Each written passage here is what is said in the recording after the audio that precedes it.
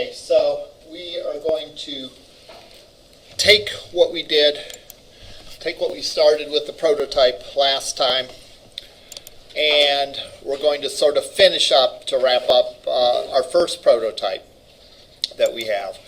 And then we're going to take and we're going to redo it.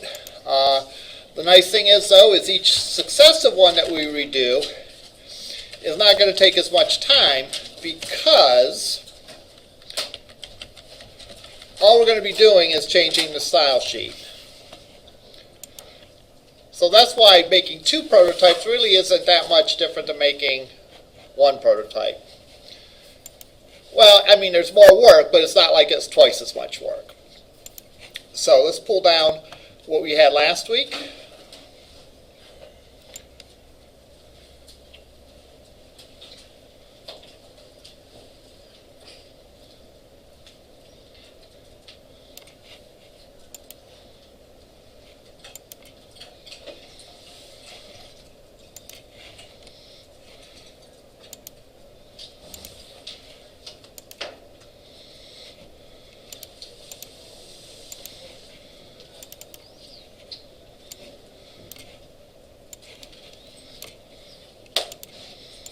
So here we are.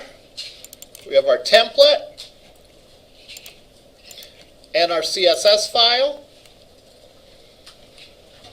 And we could work on this and do more with it and so on, but let's call it a day. And let's say that this is the first prototype that we're happy with. So, what do we do now?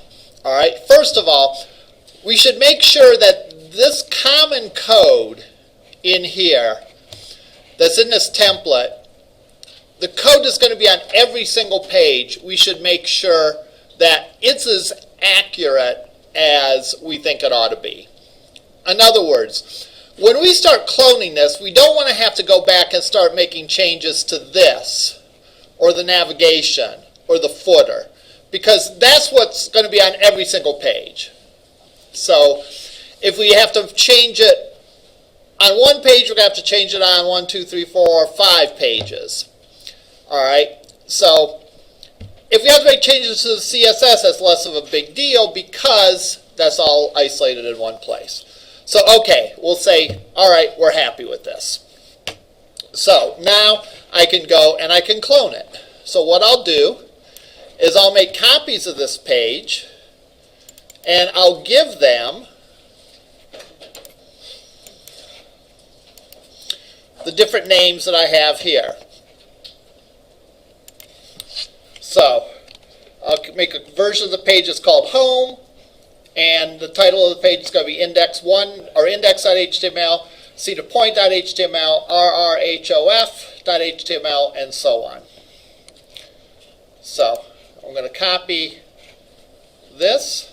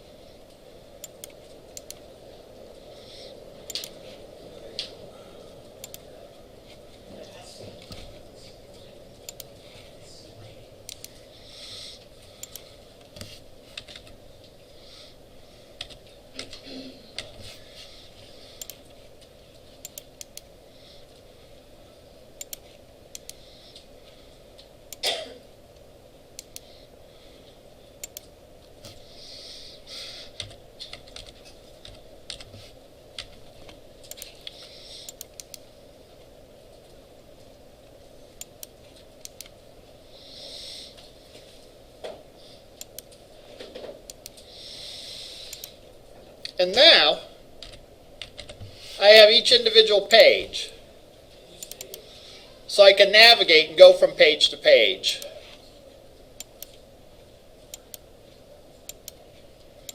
Of course, they all look the same because they were all cloned from each other. All right. So what I'm going to do is I'm going to go and finish up, at least partially finish up a few of the pages.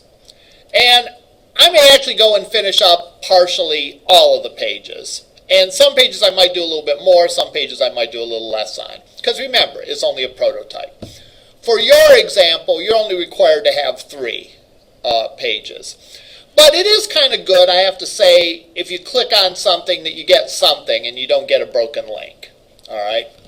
So I'm going to go and first thing I'm going to work on is the home page. The home page is a good one to include in your prototype as being relatively finished. So I'm going to go and pretty much all of my work is going to be in this section. Right?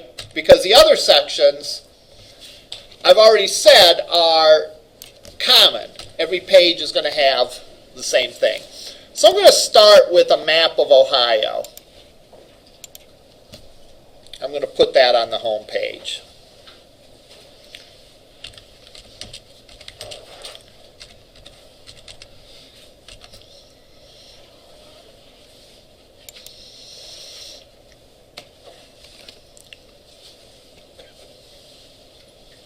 And we could find which one we like for whatever reason.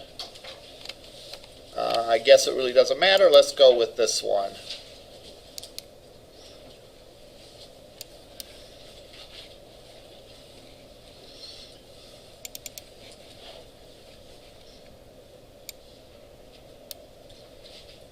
All right. Now,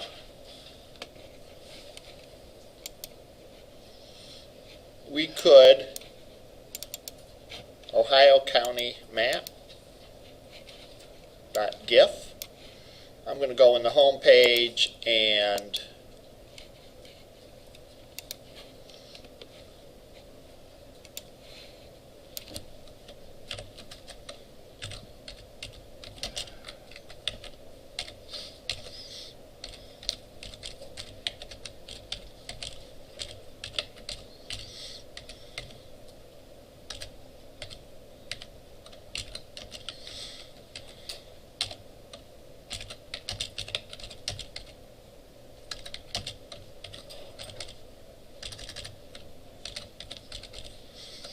now this could either be the actual image that I want on the page, or it could be just a placeholder image.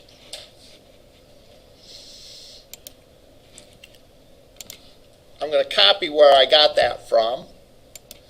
So I'm going to put it in the footer.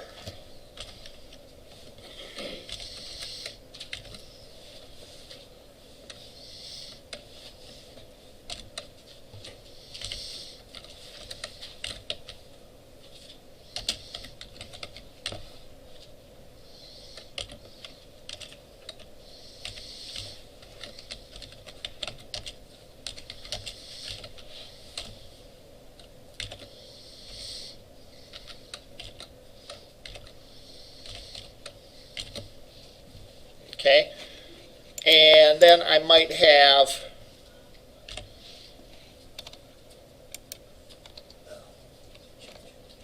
a paragraph here that explains the purpose of this site.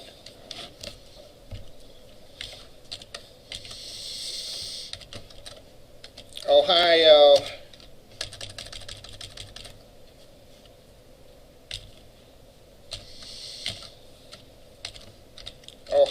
has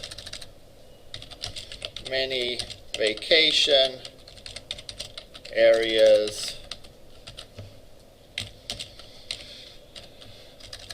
These are some of my favorites.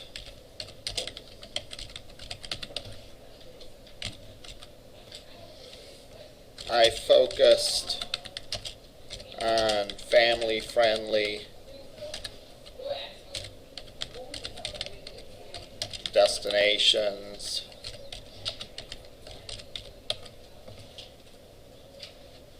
And so on. So that could be my home page. Again, it's prototype. Doesn't have to be perfect, but we want to give the person viewing this an idea of what it's going to look like.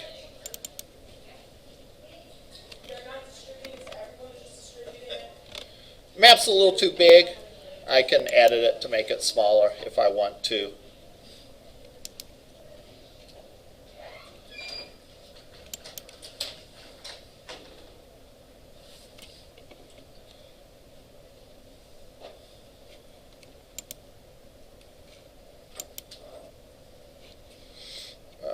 Let's make it 600 pixels.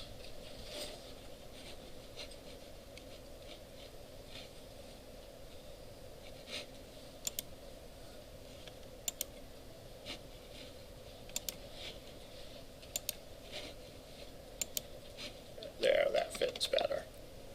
Okay, and that's an idea of the home page. Yes? And it still looks like it's trimming the edges.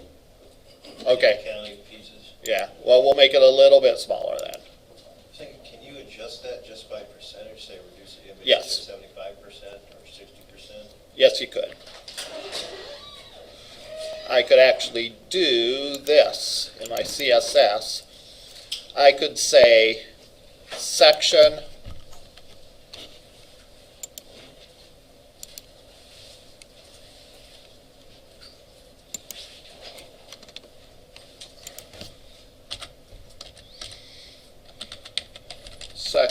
image with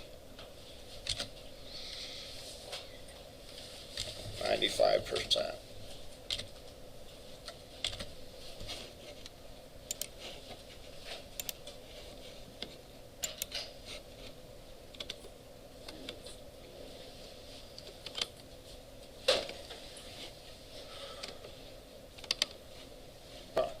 It's not cooperating. Let's go. But that's something that you can do, or we can just make it smaller. Is there like a size to fit command? Is that a border? No.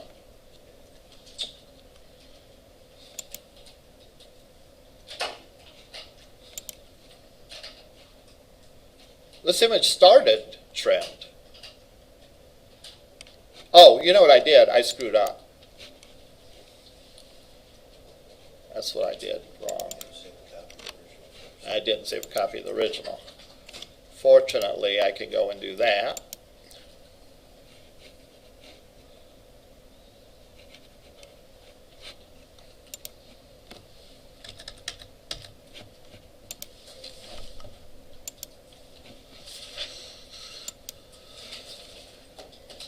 And now I can go in here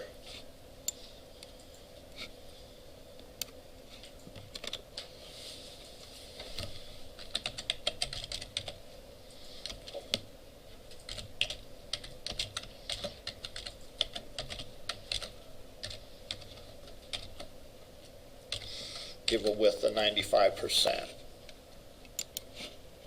and then it will fit in.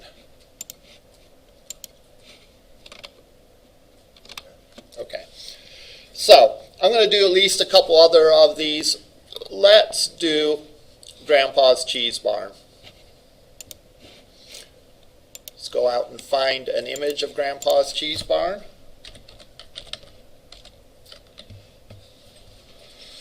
I like how if you just type in Grandpa, one of the three top choices is Grandpa's Cheese Barn.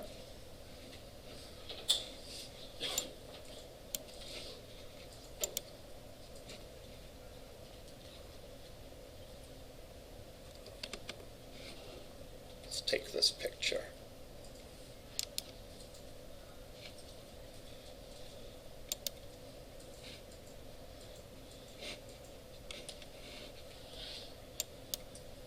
Oh, I didn't want to do that. I want to do this.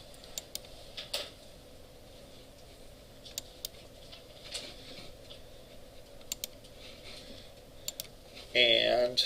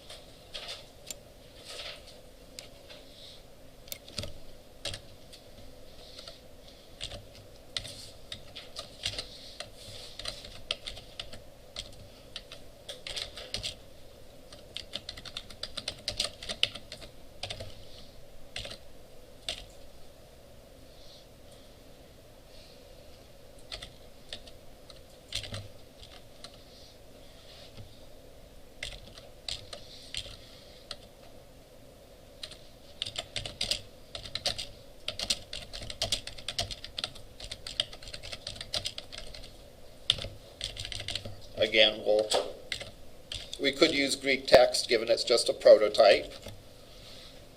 And put our image here.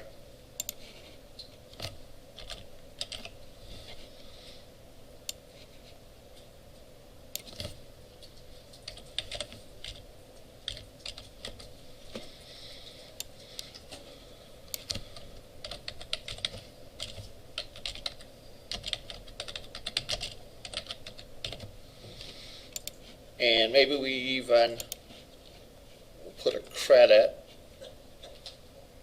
to this.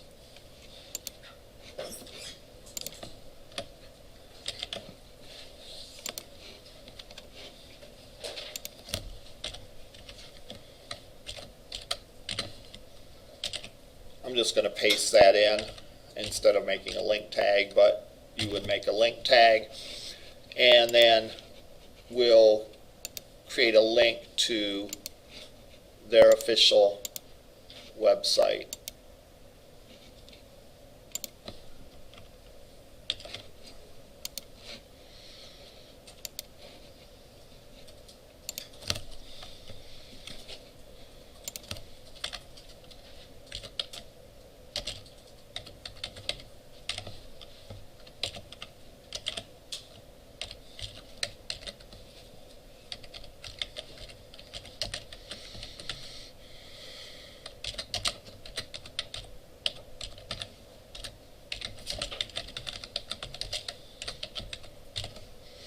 Okay.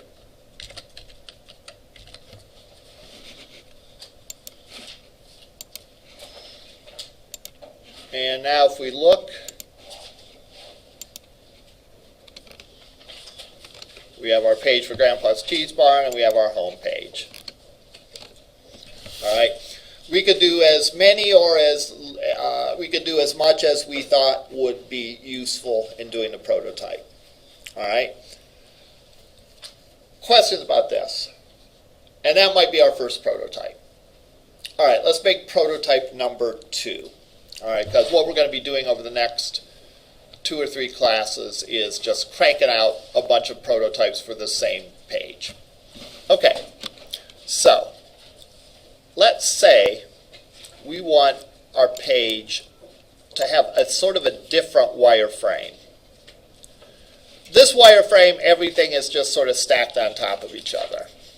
All right, so our CSS was relatively simple. But the one thing that we can do with CSS is we can position stuff. All right, and I'm going to start by positioning the navigation and the content side by side. So I'm going to create a prototype that matches this wireframe.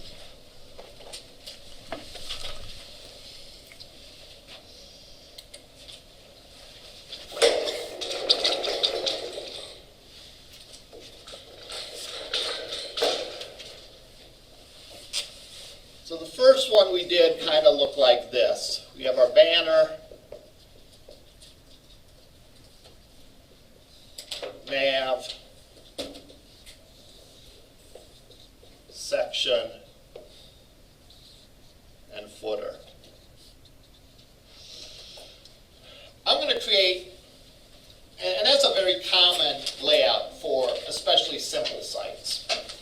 I'm going to create another common layout for simple sites where we have the banner on the top, the navigation on the side, our content section here, and our footer on the bottom. Okay? It's another potential layout. Now here's the thing. Here's the challenge over the next few days. Every change I make to create a new prototype, we're going to do exclusively through CSS. In one of the later examples, we might tweak the HTML a tiny bit.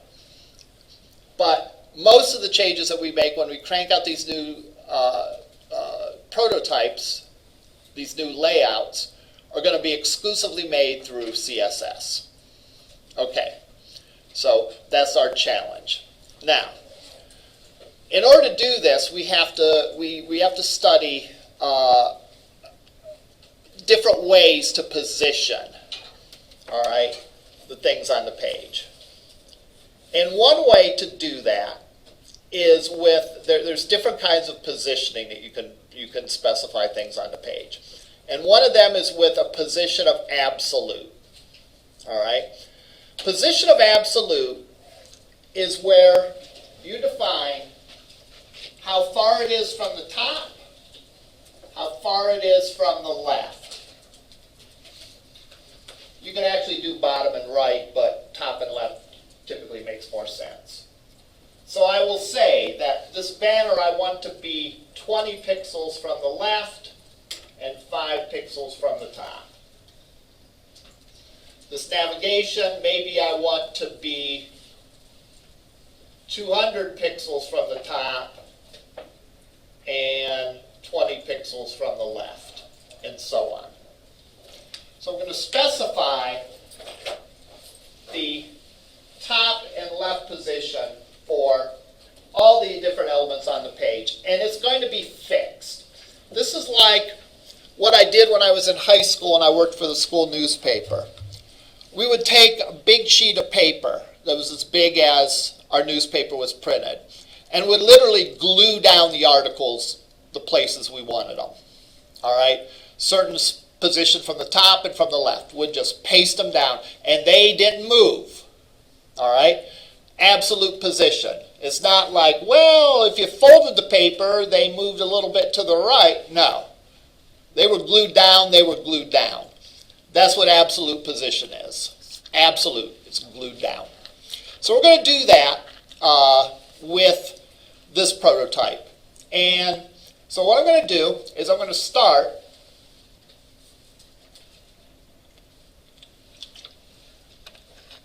by copying the first prototype we did, make a copy of it to be the second prototype. I'm going to eliminate all the CSS, so we start with a clean slate, and I'm going to position everything with absolute positioning. And then we'll throw in some bells and whistles.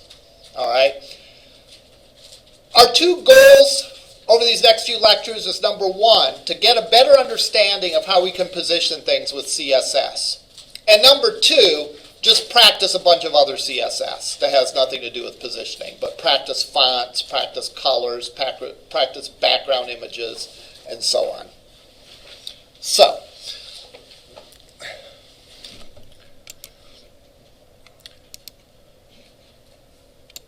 let me copy this folder, and we'll make an Ohio 2 folder. Is this in our book? Yeah, I don't know the chapter off the top of my head, but there is definitely sections on this. I could take a look at the book during lab to say specifically what chapters. Okay, so I'm going to take and close all these guys. And I'm going to start and get rid of all my CSS. So we're starting with a blank slate. Okay? And when I do that, our page is back to looking like this. All right? Kind of like the first few days, first few classes of how we did our web pages. No layout whatsoever. Everything just flows from the top to the bottom. Remember, that's the default for your block tags.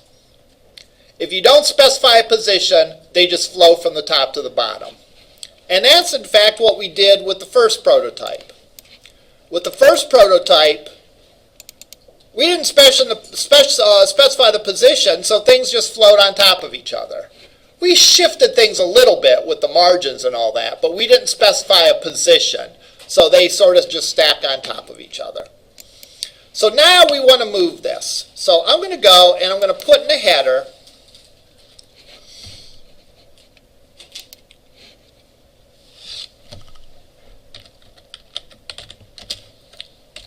I'm going to give it a border, and so I'll say border 1 pixel solid black. And remember, I could do that this way, or I could do it this way.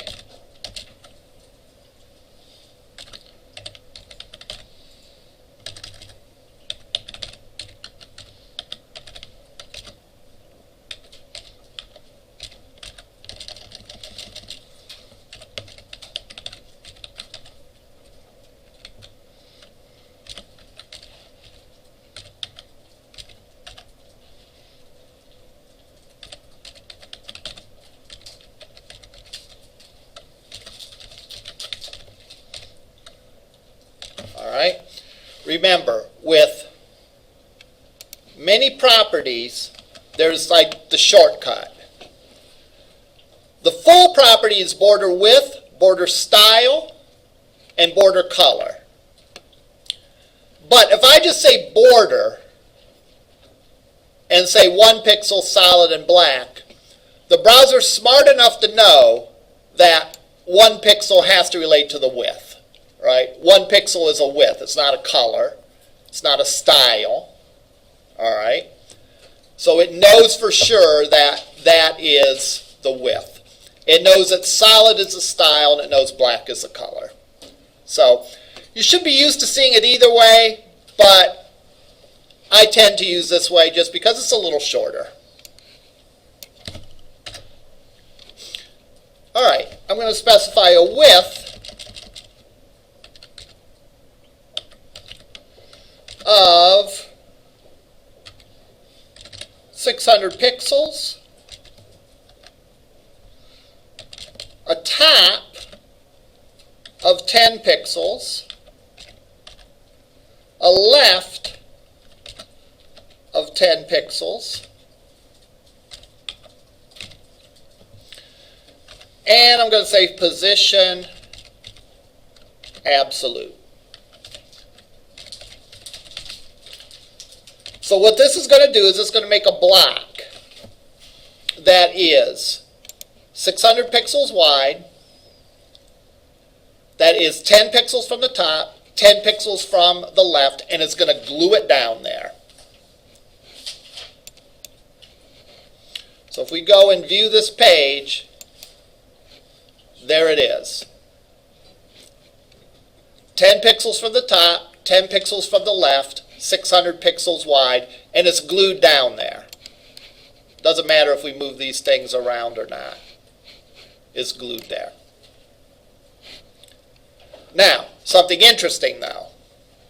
The other things on the page, like the navigation, overlay that. Why is that? Well, remember the rules that we talked about so far. That there's browser defaults. All right?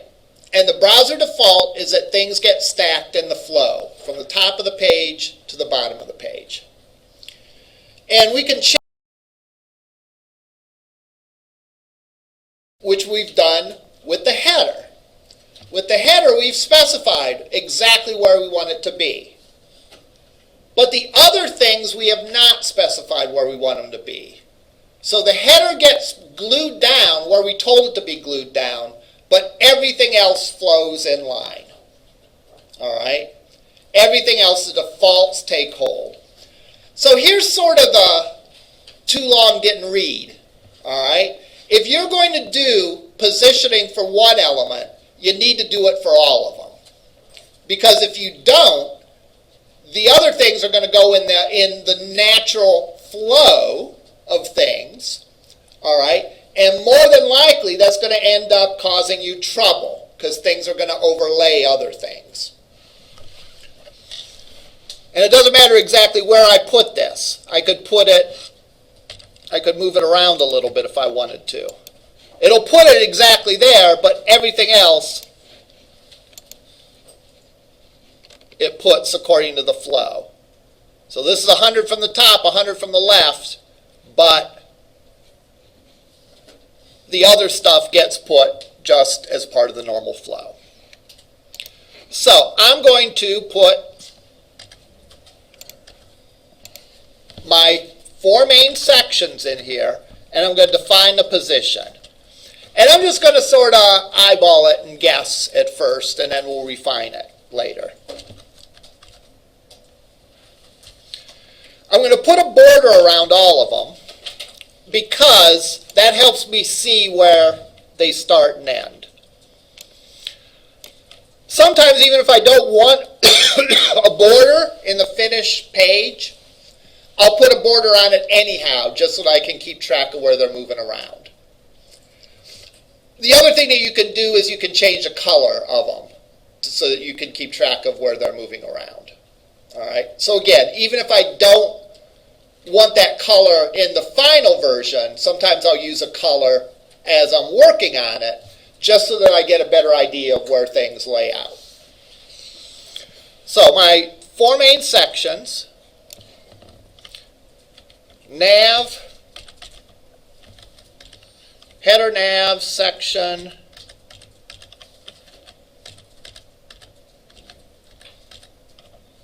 and footer.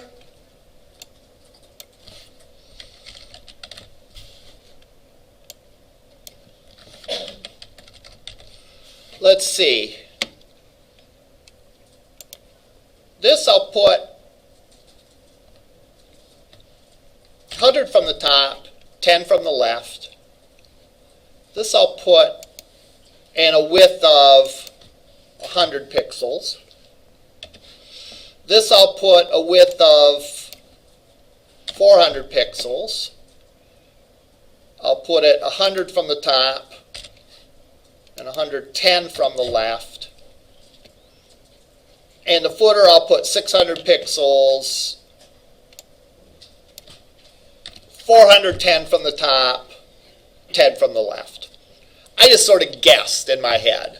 You can actually draw it out on a sheet of paper and do better if you want to, but I just usually eyeball it and then go from there. So I save this, and if we look, then things are positioned like this. Okay, so the nav and section needs to come down. All right. And the footer needs to come down. So I'll put the nav as 150 from the top. The section is 150 for the top. I'm going to put section image with 100%. So it doesn't go outside of the bounds of the section. And maybe the top of this one, 610. Okay. Not bad. A little bit off. I want to push this a little bit over to the left. I want to maybe make this wider, and I want to drop the footer down a little bit. So let's make the width of the nav 200 pixels. Let's make this guy be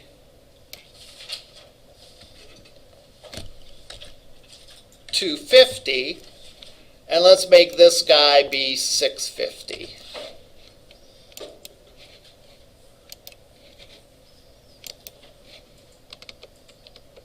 All right. Not bad.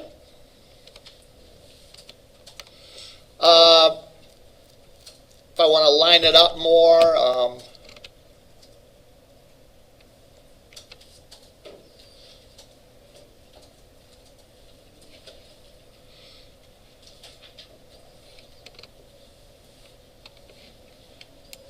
I'm actually going to make these guys wider so that they sort of go over the top.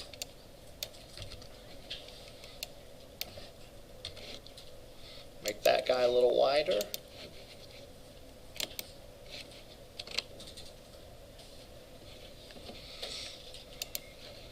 this one down a little bit. And drop this section a little bit further to the left. Not that much further.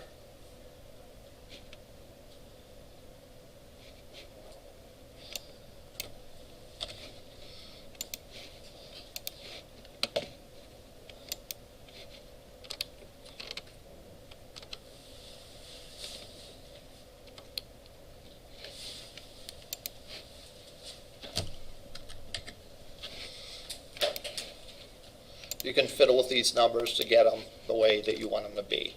But we'll stick with that.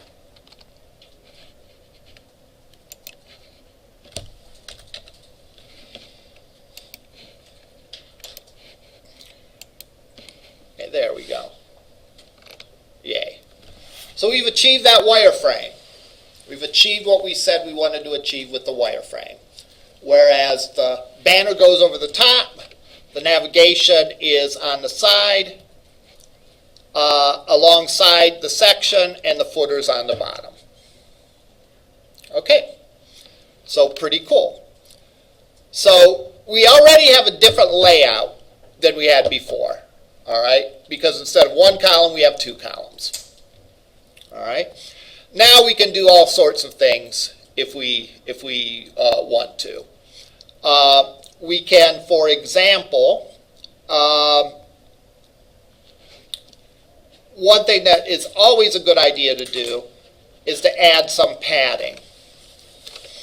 What is padding again? Padding is the distance between the border and where the text starts. If you notice that I and the O bump right up against the border, and that's not really that good. So we're going to put some padding in there. So let's put in the header, in fact, let's do all of them. Let's put a padding of 10 px. And I'll go and I'll do that for all of them.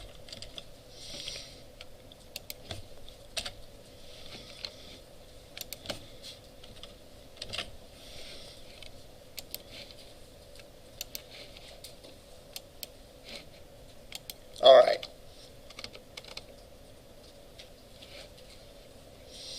Now that messed up the alignment a little bit. We can now push these down a little bit more.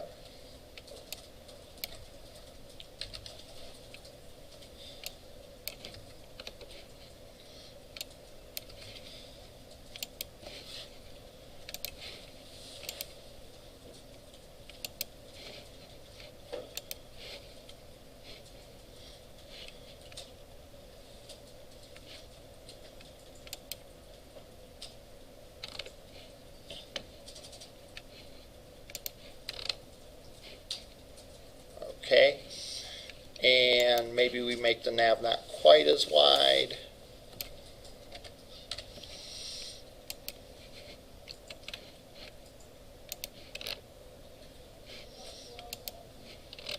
There we go. All right, so that looks better. All right. Let's say we want to get rid of these bullet points. All right. Way that you can do that, again, we don't want to get rid of all the bullet points on all our lists. We just want to get rid of the bullet points within the navigation section. So we're going to say nav ul list style type none. Now, how did I know that? I knew that because I do this a million times, right? I do this example every semester in class, and plus I've written web pages of my own, and I've just practiced it a million times. Until you've done it a million times, how are you going to know that? Let's say you missed today's class, All right, or let's say you can't remember and can't find the example of how to do it, but you remember that, yeah, I remember he was able to get rid of the bullet points. How did he do that? Well, again, what you would do is Google CSS list, and that'll bring up a bunch of things that you can go, and it'll show you how things that you can do with this. And right here it shows the example, list style type, none.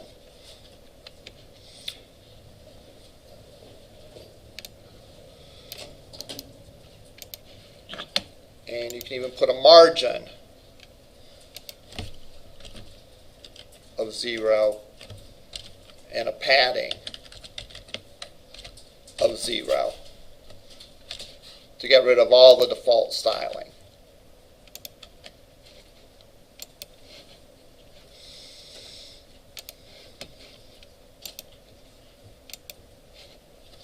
So now they look like that. Now, one thing that you can do that's cool is you can actually make your links look like buttons. Okay? That's kind of a nice thing that you can do. And you can do that all with CSS. Back in the old days, people would go and would try to take an image of a button and put it as part of the link and all that, and it really got to be a mess. Whereas you could really do some cool styling just with CSS for the links. So, let's try that. Let's put on the LI, and again, just the LIs that are in the navigation section. Let's give them a border of 1 pixel, solid black, sort of our typical border. And let's see what that does for us. All right, well, gives us a border. That's pretty cool. We can then put some space in between them. How would we put space in between them? If I want to put vertical space in between them, how would I do that? What is the space between elements called? Padding. No. Padding is the space between the border and the content. Margin.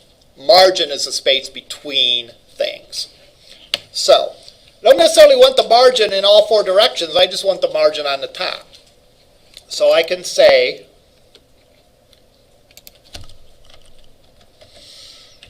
margin dash top.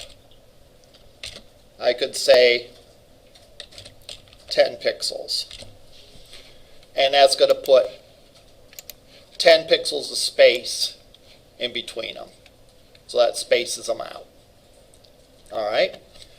Now, I could make them slightly different colors. All right. Or I could add a little bit of padding in there. Let's do that. Padding 2px. Now let's change the background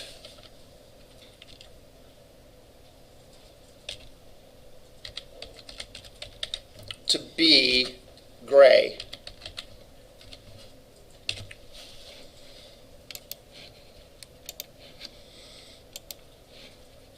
All right, there we go.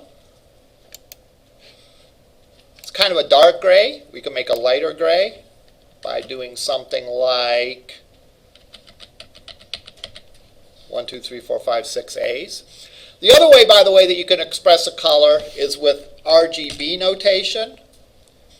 Rgb is red, green, and blue. And if you do that, you can put a number between 0 and 256. Or 0 and 255. So if I said 200, 200, 200, that'd be a very light shade of gray.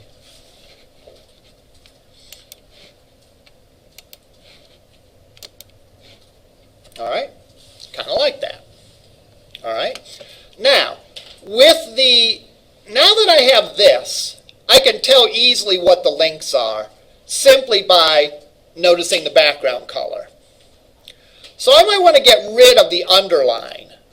All right, the underline on the link. Now that's the default behavior of a link, but remember, I can change the default behavior.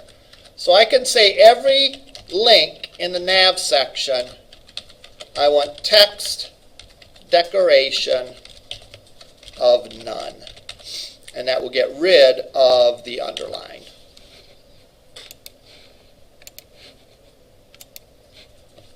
So that looks pretty cool. We'll do one more thing with this for good measure. Let's round the corners. Ooh, that's cool.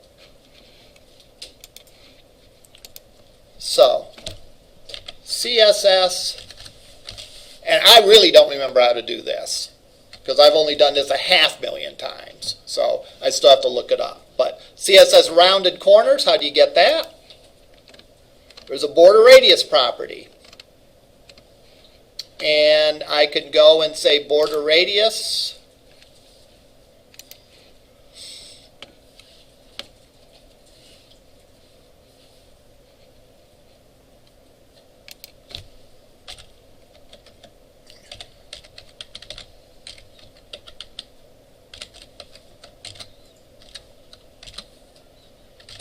$10px.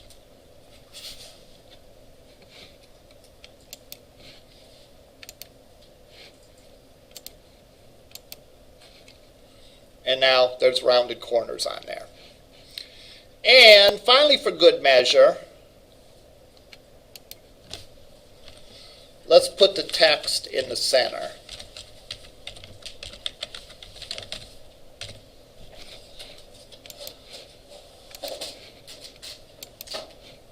Okay, there we go. All right, it's really cool. We haven't done anything as dramatic as CSS Zen Garden yet. But notice that this and this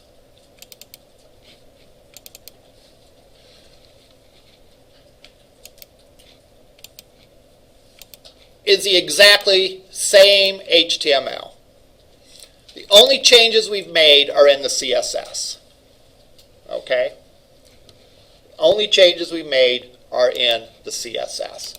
HTML-wise, they're identical. And certainly we could do even more of that if we wanted to.